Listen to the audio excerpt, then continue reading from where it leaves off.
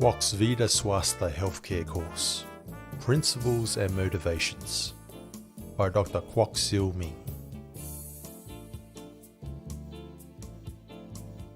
Ayurveda and Swastha. Ayurveda, the Vedic science of life for all living beings, recognizes health and well-being in terms of swastha. Swastha means abiding in one's own self. Swastha involves living in harmony not only with the external world of nature, but also in harmony with one's own inner nature. Supporting the body, energy, senses and mind with the self within, Swastha embraces total physical, physiological and spiritual well-being.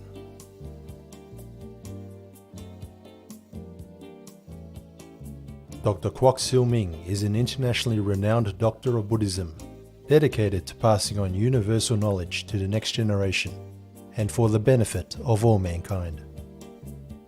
From humble beginnings, his mission has spanned Asia and the globe with official duties and notable works conducted in Mongolia, Sri Lanka, the former Soviet Union, and the People's Republic of China. Dr. Kwok has held a lifelong pursuit in studying the health knowledge of the ancients and applying it within the modern world. One notable case in the early 90s saw him successfully helping the wife of a Soviet diplomat suffering insomnia by combining the strength of the wife's Christian belief along with his own sonic therapy. He has contributed translations to multiple internationally recognized Buddhist texts and is the author of Seeing the World Through Eyes of Wisdom. Dr. Kwok currently resides in Hong Kong.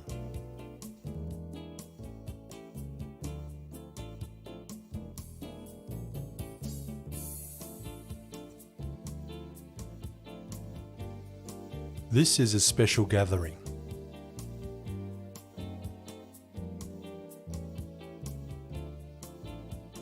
For a very special reason.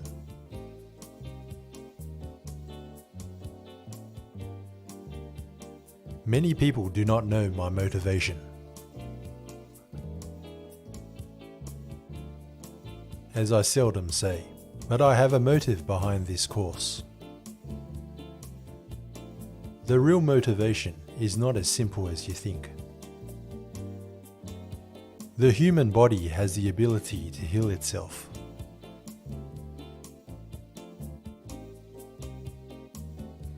But the ability was forgotten and is now being revealed again. This is just the basic motivation. I have not told you the real motives in the past. So I will reveal some of them at this gathering. This is a big topic. Even if you know, it is hard to do. But some fire must be left in the world.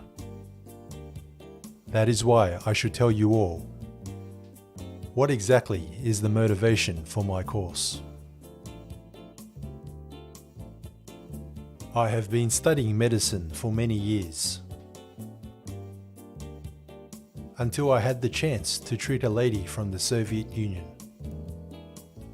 The newspaper had published a story regarding this. I realized that some things in the world are not complicated at all. But it is that some people unnecessarily complicate things. There is no point in having a label of any kind. I once told the wife of a former Soviet diplomat to think of Saint Mary.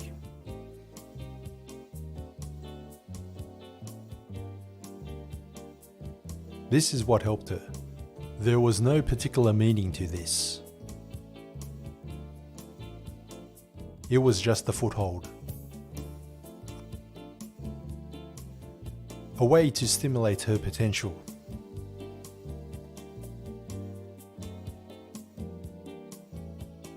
It is not the focus of my work. It is just that I know the existence of such a thing. This kind of health class gives people this kind of knowledge.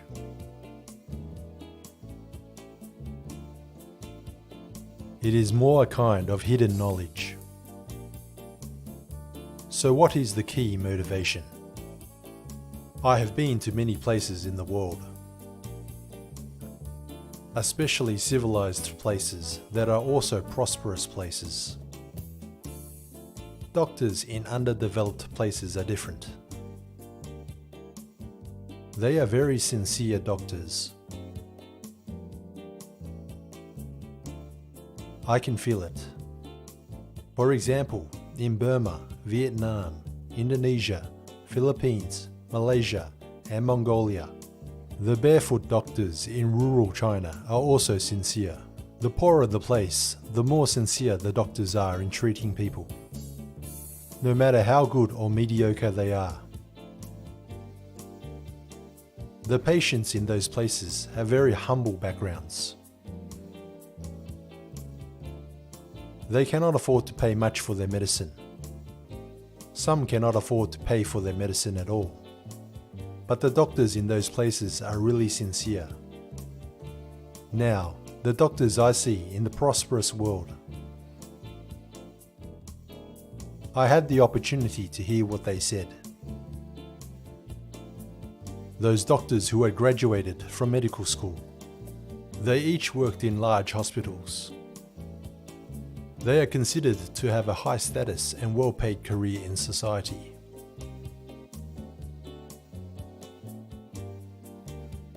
They may buy a car to commute to work at first. Most of them will buy a Japanese car which is more fuel efficient, and then rent an apartment to stay in. They are initially a trainee doctor with little experience and connections. After a few years of work, they have their own room for consultation.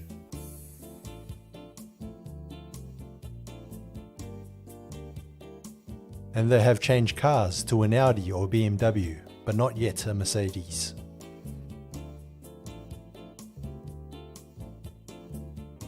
Then at that stage, what they say and what they do is different from the local doctors in the underdeveloped places.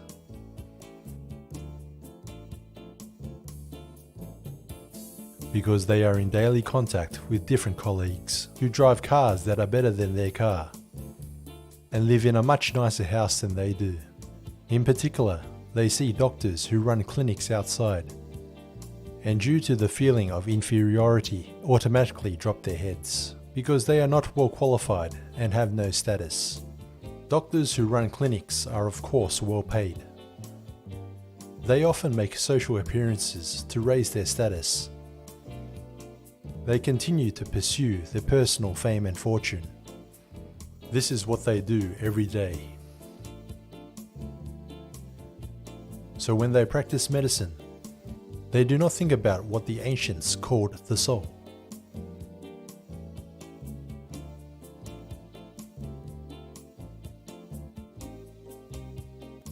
Does being human mean having a soul?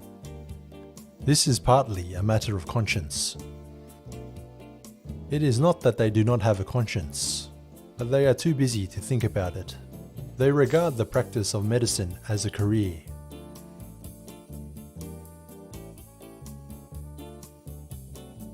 Not a vocation, but a profession. Not as a career with aspirations, but a job to earn a living. Beyond the tools to simply make a living, but not by much. After all, they have social recognition and personal status. They can move up the social ladder.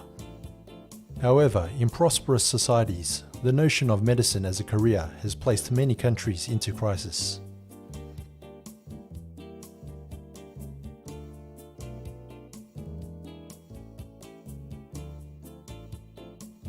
For example, the cost of healthcare in the United States 20 years ago. The government spent $1.3 trillion a year.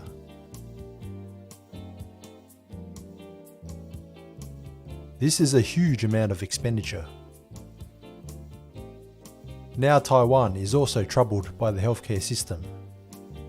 I am talking about rich countries. The poorer countries are not as bad, because their doctors and patients are not very rich. Doctors do not need cars. They ride bicycles or motorbikes to work. There is no need to compare with other doctors. I am not presenting this medicine to compare it with Western medicine. The purpose of this course is to seek out people who are interested in learning.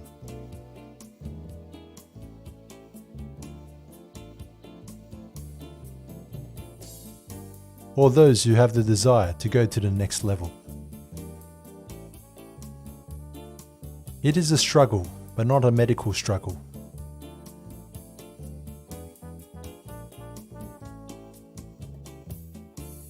Within the boundaries of worldly morality and human principles.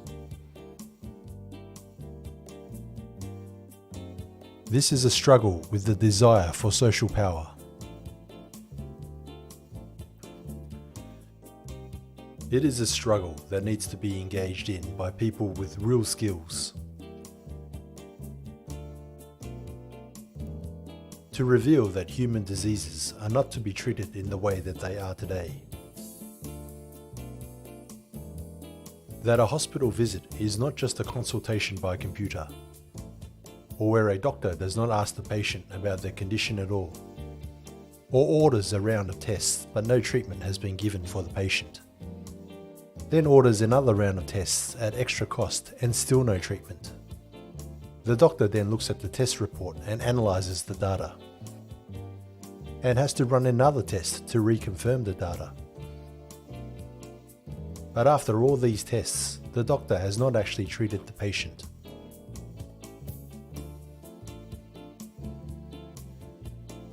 So why would they do that? Because this is the system of medical diagnosis that has been developed in modern civilized society. That is why I have a small sense of mission. To challenge this authority. With effort, I hope to challenge and break this twisted structure.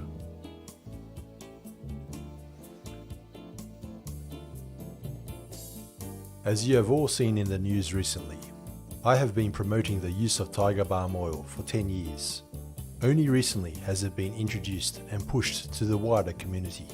In particular, the pharmacies are now prominently selling to people both tiger balm oil and medicated oil. It took a lot of promotion to get to this point, so I hope you can understand. In today's society, between modern medicine and ancient medicine, there is an underlying struggle between the two. I hope that this struggle will not harm people. Doctors have no choice but to live in today's society. They are forced to do so by the system. Some doctors have clinics in Central in Hong Kong. The rent is about $100 a square foot.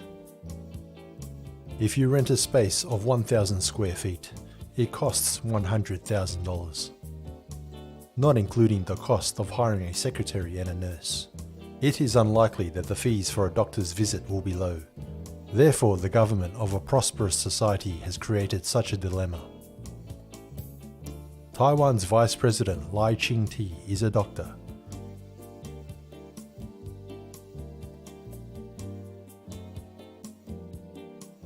Taipei City Mayor Ko Wen-ji is also a doctor, but they cannot cope with the system either.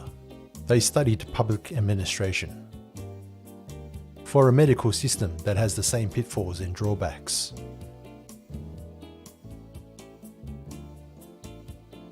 It is a system that deprives patients of their money.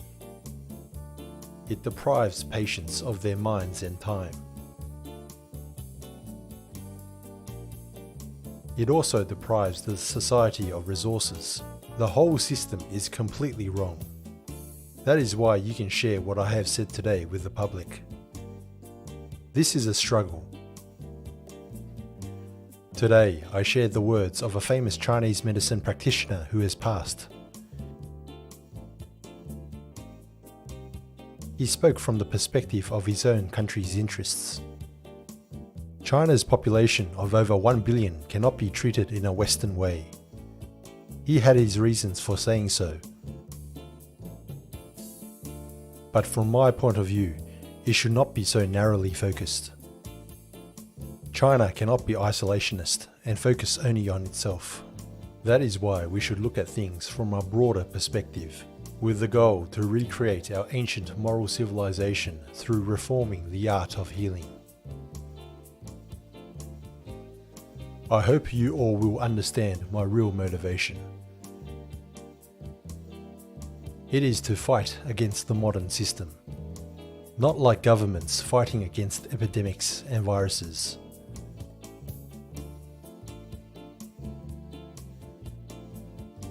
This is the wrong way to put it. Where is the virus? They do not even know how the virus works. So how can we fight it? So those government officials are just bragging. But the struggle we are waging through medicine, there are targets, but not doctors. The real target is the social system of those civilized nations within our modern world, which is currently controlled by a group of harmful people. Because of the insurance company's system, all medical expenses are paid by the insurance company. The government also buys insurance from insurance companies, plus large organizations also take out insurance for their employees. Therefore, there is no pressure on the general public to pay for healthcare. Do few people seldom consider how best to cure others and the methods to do so? Or whether the current healthcare system is working? The system eats away at everyone, but many people do not know that. Premiums should not be too high, but our interests are being taken away all the time. So we should fight. But we need people to fight. I hope there are some talented people out there. I have provided a way to do it. It is very simple. Think of yourself as an animal, with the innate knowledge of how to heal yourself. It gives the patient the confidence that they can heal themselves, or you believe you can heal yourself. In fact, you do not need to believe. An embryo is formed by the union of a sperm and an egg. The whole body is created from this. The ability to create yourself. If there is a deviation, the body can draw on this same ability and repair itself again.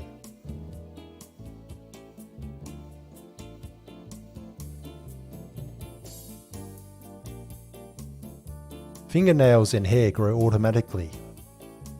Flesh grows automatically after cuts. Wounds heal on their own accord.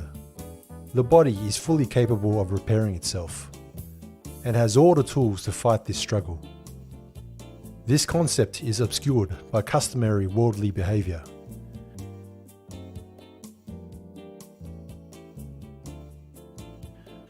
This concept does not distinguish between East and West.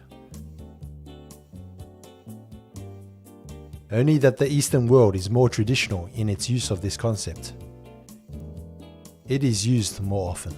Doctors in the Western world do not use it even if they know about it, because their interests are affected. I hope that you will understand. I also hope that more people practicing medicine will participate.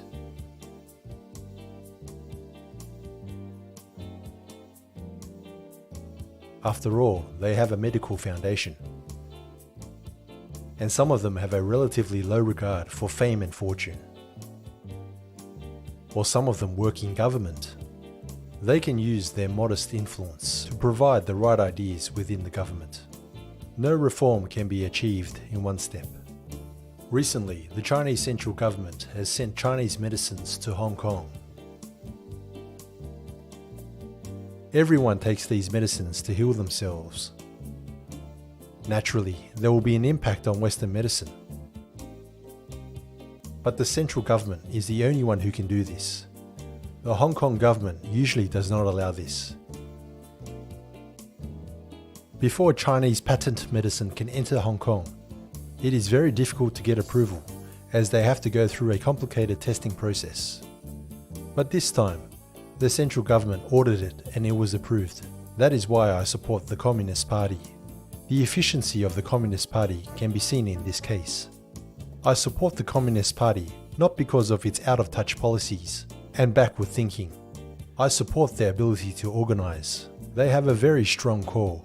If there are good methods and ideas, and policies constructive to the Communist Party, if they are willing to do it, they can do it. This is a very important point.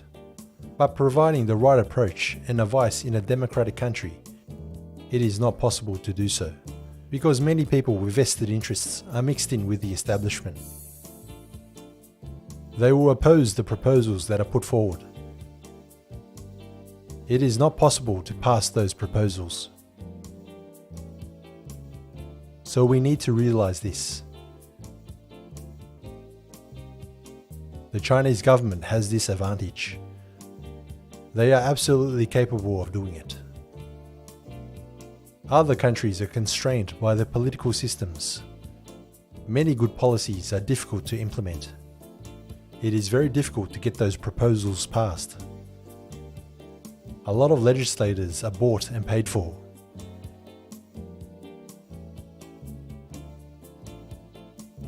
In the Chinese community,